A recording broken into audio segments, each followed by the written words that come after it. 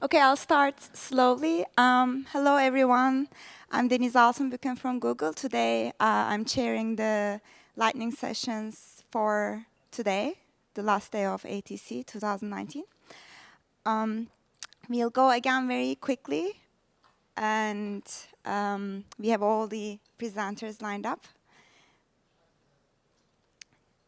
So in 10 seconds, we should start.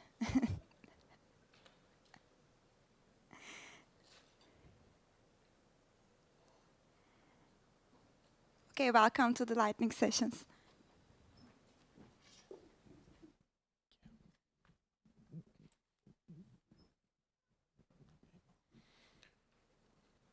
Good morning, everyone. My name is Stathis Maneas, and today I'll briefly talk about the work we've done at the University of Toronto on the evaluation of file system reliability on top of solid-state drives.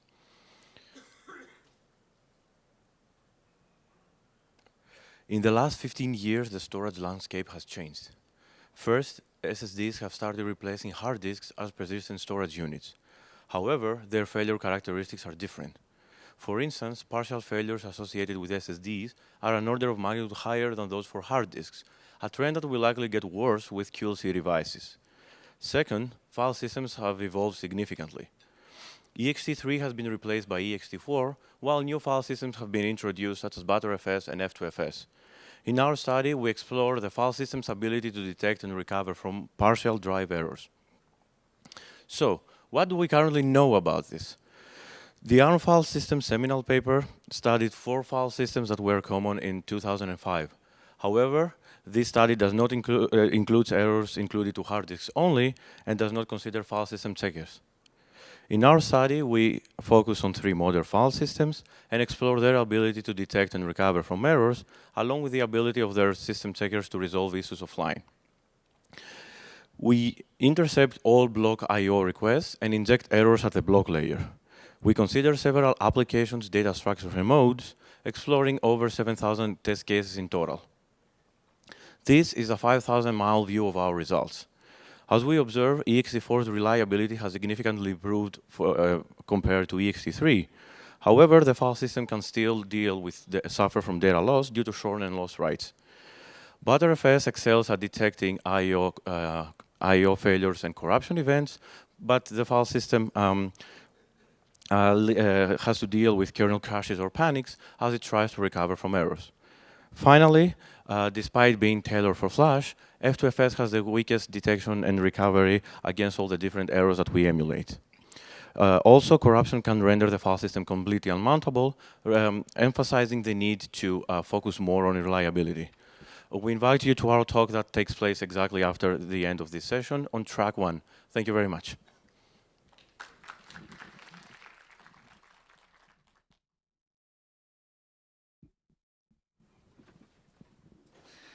Hi, good morning.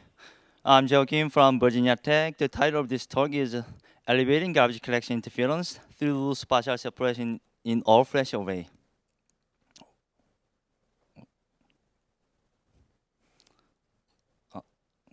Sorry. So all-flash array is a storage infrastructure that contains only flash memory drivers. So here is an example of all-flash array product.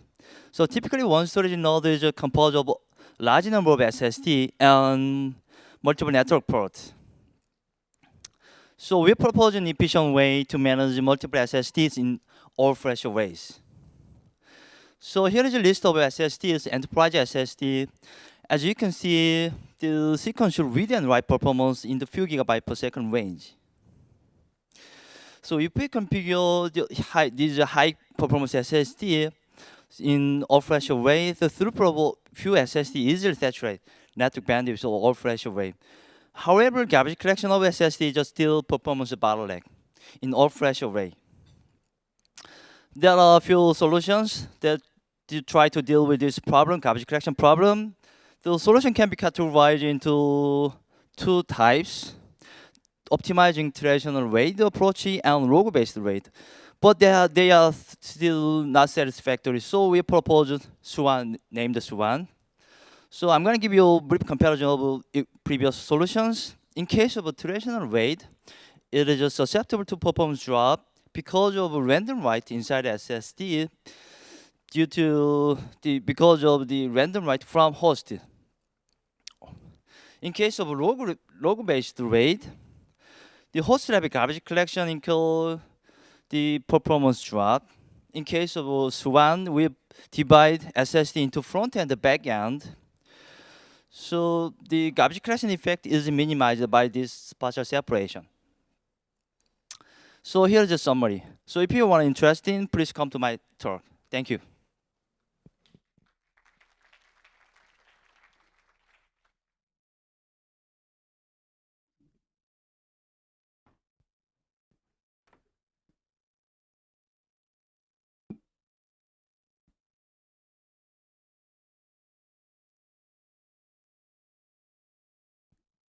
Okay. Oh, okay. Good morning, everyone. I'm Jonghyun Bae from Seoul National University. Today, I'm going to talk about our research on practical array suspension technologies on modern low-latency SSDs. NAND flash-based SSDs have become a de facto standard storage in a data center, achieving superior throughput and low average latency, as well as relatively low price. However, the NAND flash-based SSDs have one major drawback. While their average latency is very low, their tail latency can exceed 10 milliseconds. The source of this huge tail latency is NAND block erase operation. When the read request arrives while the erase operation is happening, the read request have to wait until the erase operation is over. Therefore, we make the erase operation suspendable so that the read request does not have to wait until the erase operation is over. Our tail latency goal is sub 200 microseconds, which is competitive with the emerging NVMe-based SSDs. Exploiting the fact that modern SSDs perform erase operation with multiple discrete pulses, we propose practical erase suspension techniques which perform erase suspension and resumption on well-aligned save points. We discuss the pros and cons of immediate erase suspension and deferred erase suspension. Then, we propose timeout-based switching mechanism to take the best of both. In summary, we demonstrate that our practical erase suspension schemes harness the full potential of NAND flash-based SSDs to minimize the impact of erase operation on read latency. If you want more details, please hold your seat until at 9:55 a.m. Thank you.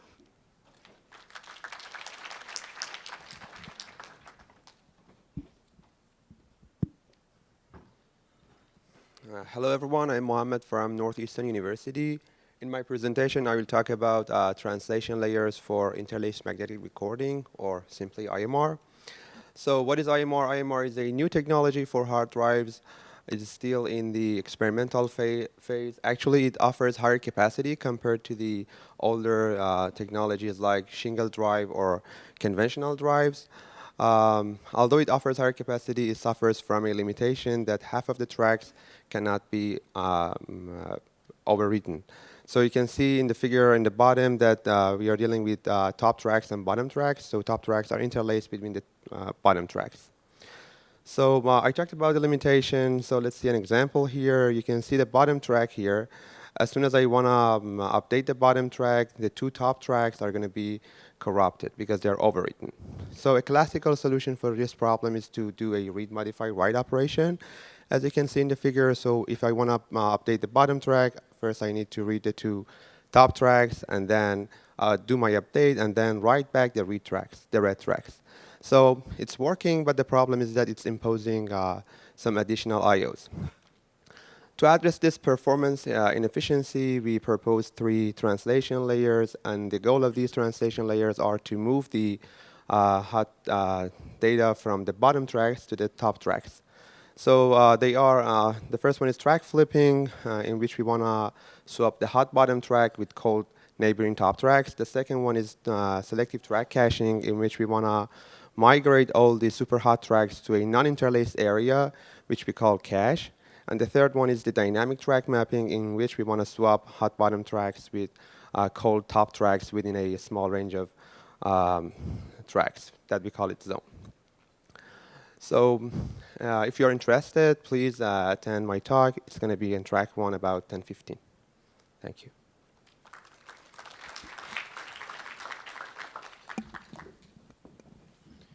Good morning, everyone. I'm Akshay Jaju from Purdue, and I'm going to talk about a CoFlow scheduler. So use of big data analytics jobs is growing in diverse fields, and according to an estimate by Statista, it's going to be a $100 billion market by 2022. Also, such jobs spend a significant amount of time in communication. For instance, a study by Facebook on a Facebook trace reported that Facebook jobs spend around 25% of time in communication. So in order to speed up jobs, it becomes crucial to speed up the communication phase of these jobs. And previous studies have shown that if we want to speed up the communication phase of these jobs, it's needed to speed up the collection of flows and not the individual flows. So this leads to a CoFlow abstraction, where a CoFlow is the collection of all flows that share the same goal. And the CoFlow completion time will be the completion time of the last flow of the CoFlow. So for instance, here in the MapReduce job, all the flows in the shuffle phase can be termed as a CoFlow. And the goal of a CoFlow scheduling problem is to minimize the CoFlow completion time, to minimize the average CoFlow completion time. And when it's about minimizing the average completion time, a classical way has been to use multiple priority queues in single CPU systems. And indeed, the existing state-of-the-art CoFlow schedulers like Sath, Graviton, and Allo, they replicate the same idea by replicating the priority queues on each sender ports in the data center network and use a global coordinator to assign them to assign the CoFlows to priority queues. So, but this approach is in a sense like a try and miss approach, and where every CoFlow starts from the highest priority queue, and then slowly and gradually, if they are longer, they are demoted to lower priority queues. And this process keeps going on till the CoFlow gets finished. So this approach has several drawbacks, and those drawbacks get intensified when all the flows of the CoFlows at different ports are scheduled in the same way. So in this paper, we propose a novel online learning technique, which is motivated by two observations.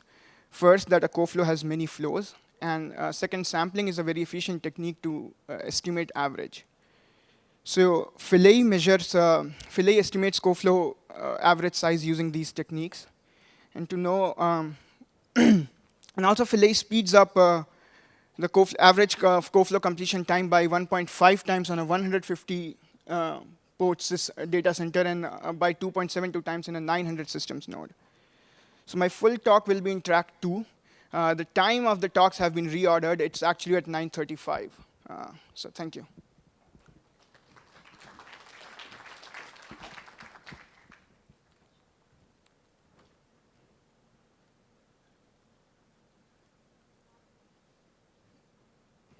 Good morning, everyone. I'm Yipei Niu from Huazhong University of Science and Technology, and our talk introduces Postman, a distributed service to rapidly mitigate load imbalance caused by bursty traffic. And unexpected bursty traffic caused by sudden events such as shopping seasons is becoming ubiquitous. And such bursty traffic can cause severe load imbalance in backend services. And some of these services, like memory cache, are processing small requests, and which would incur a high overhead.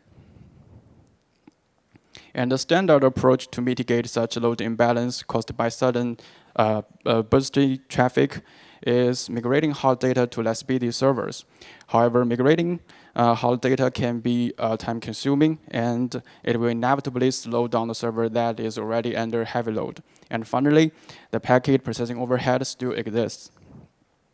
So we propose Postman, an alternative approach to rapidly mitigate load imbalance for the services that are processing small requests. And Postman deploys a number of middle boxes called helpers to adaptively batch small packets into large ones for the heavily loaded server, where packet processing overhead is offloaded to helpers. So benefiting from the above features, and Postman can finally avoid data migration and finally achieve rapid mitigation. So we implement Postman helper node with DPDK and MTCP to improve the packet processing efficiency, and duplicated headers are removed to alleviate the packet processing overhead in the overloaded server.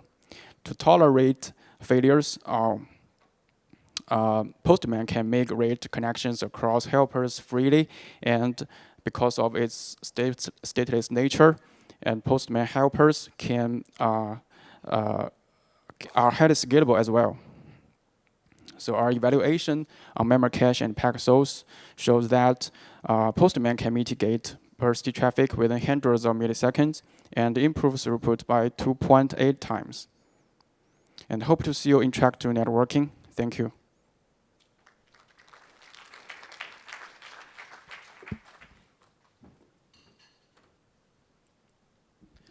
Hi, everyone. My name is Marek Koyas, and this work is about R2P2, a transfer protocol for data center RPCs.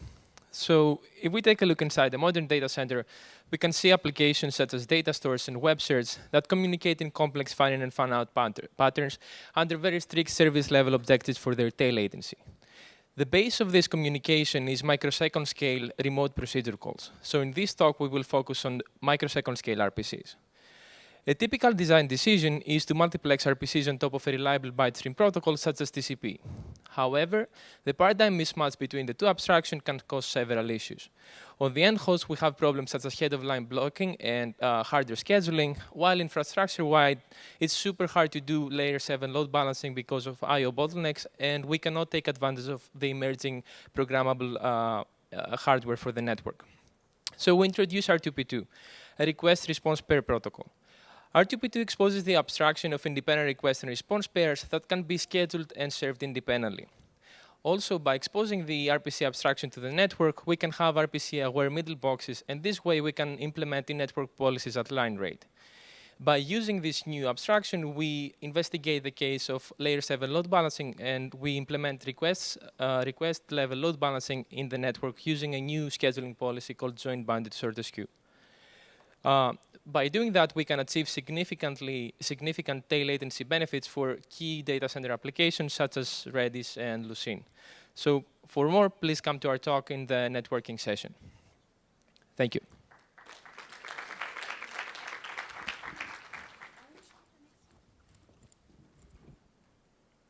Hi again. So now I changed my hat, and if I didn't convince you that tail latency is a very important problem to work on, I'll try a second time.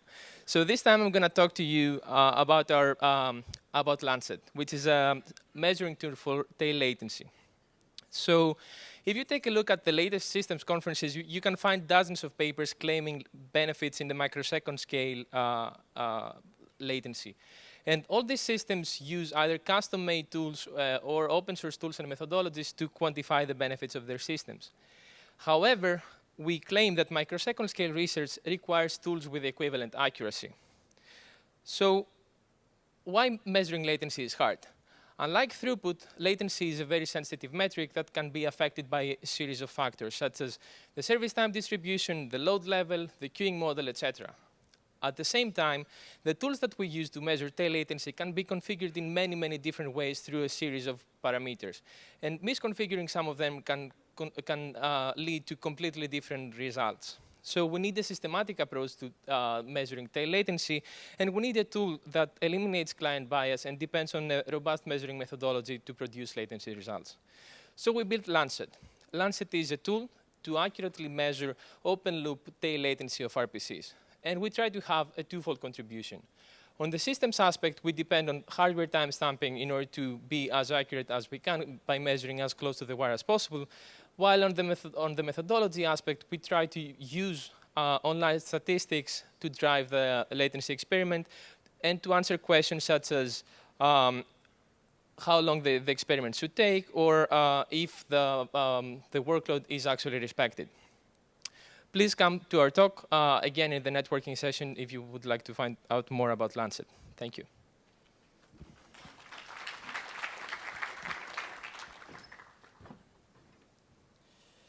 Good morning, everyone. This is Lu Zhang from University of California, San Diego. I will be talking about our work on designing a fault-tolerant persistent memory programming library called Pangolin.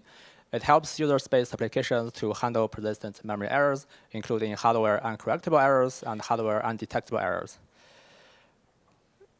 Persistent memory modules will work alongside DRAM DIMMs, and they encourage a new programming model called direct access. A user-space application can memory map a PMAN file and use load store instructions to access durable data, bypassing the file system. However, direct access also brings challenges for programming. A widely recognized challenge is how to maintain crash consistency with volatile CPU caches and limited support for durable atomic stores from hardware instructions. On the other hand, fault tolerance is equally important, but much less researched for persistent memory. Media errors, such as broken memory cells, can cause data loss. Software bugs, including buffer overruns and using dangling pointers, may also corrupt the data. Because direct access bypasses the file system, it makes it very difficult for any file system level protection to protect memory mapped persistent data. That motivates us to design Pangolin. In Pangolin, we aim to both ensure crash consistency and also protect application data against media and software errors. Meanwhile, Pangolin aims to incur as low as possible storage overhead for providing fault tolerance.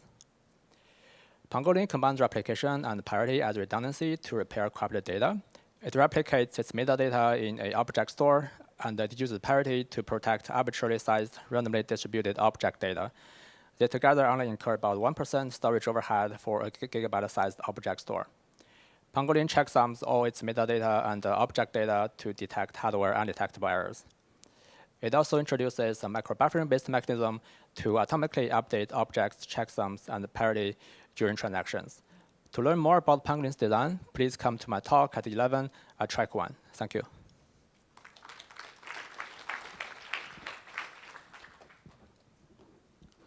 Good morning, everyone. I'm Jin Yu from Shanghai Jiao Tong University. I'm glad to introduce our work, PySys, to you.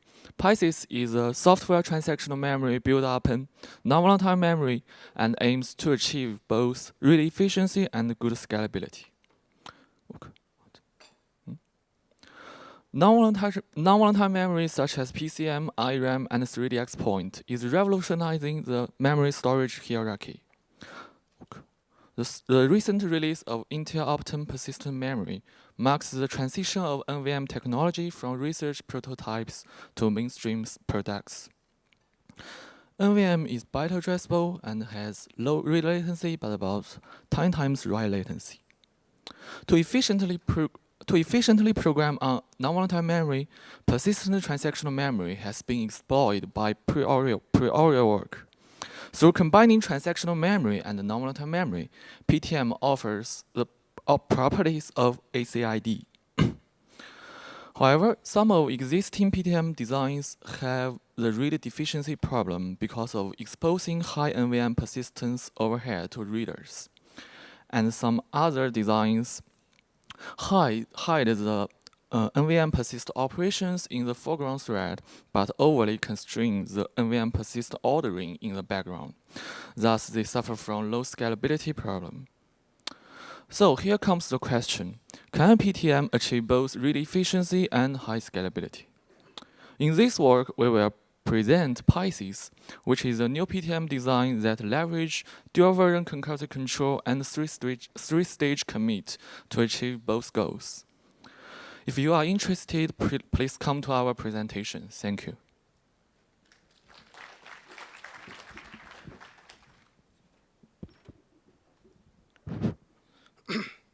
Hello, everyone. This is lightning talk for the Edgewise, a better stream processing engine for the edge. This work is from Regional Tech. Edge computing connects things to the cloud and can perform local stream processing engine at the edge, which moves the frontier of computation and services from the cloud to the edge. Stream processing is very suited for the edge computing since sensors generate continuous of data streams that often must be processed in a timely fashion. And we list 4 unique edge stream processing engines requirements here. First, multiplex due to the limited resources in the edge. Second, low latency by taking advantage of the locality. Third, no back pressure since it may incur the latency and the storage issue. And the last one, scalable. Of course, we may have millions of sensors for a smart city. The problem is that the existing stream processing engines are not suitable for the edge. They use one worker per operation architecture, and it assigns one worker thread to each operation which cannot meet the multiplex requirement, and it relies on the operating system scheduling. It may make unwise decisions to trigger unnecessary back pressure and killing the latency. So here we propose edgewise. Rather than dedicating one worker thread to each operation, we use a fixed size worker pool to process the data. This helps the edgewise to achieve the requirement of multiplex. And we also use an engine level scheduler to make wiser decisions for the scheduling. It helps to alleviate the back pressure problem and achieve low latency. If you are interested in our work, please come to our talk Friday morning. Thank you.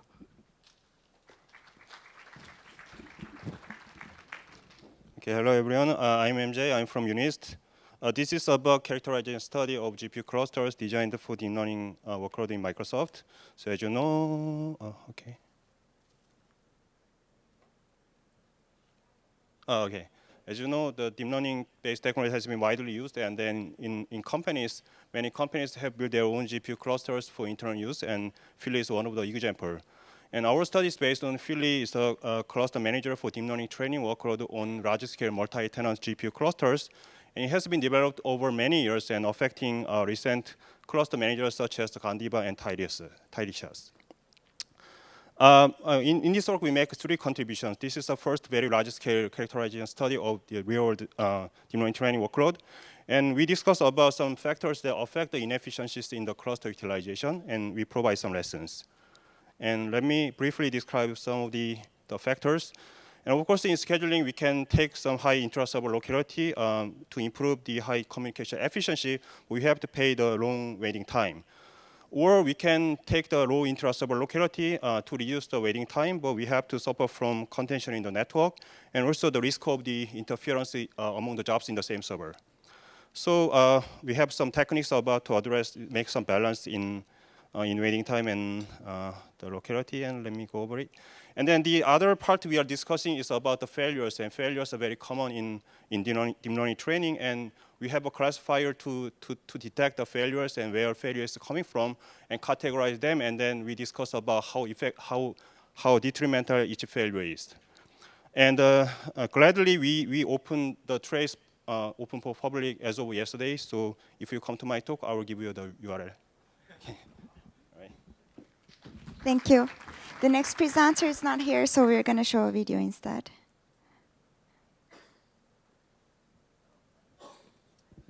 Oh, you're here? Oh. Afraid of uncorrectable bit errors, online recovery of flash errors with distributed redundancy. Let me find the correct video.